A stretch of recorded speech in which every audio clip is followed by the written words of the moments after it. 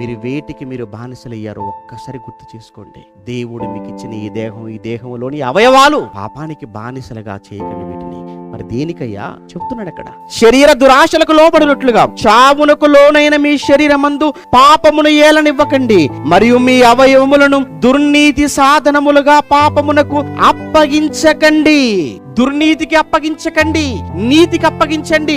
ఈ నోటితో ఎదుటివాడికి మేలు కలిగే, క్షేమకరమైన, ఆదరణ కలిగే, ధైర్యాన్నిచ్చే మాటలు మాట్లాడండి. దయచేసి ఈ కళ్ళతో పనికి మాలినవన్నీ చూసి, నీ మనసును పాడు చేసేవి చూసి, నీ మనసును చెరుచుకుని ఆవేశంతో కళ్ళ ముందు కనబడుతున్న వారిని చెరపటానికి వెళ్ళిపోతున్నావా?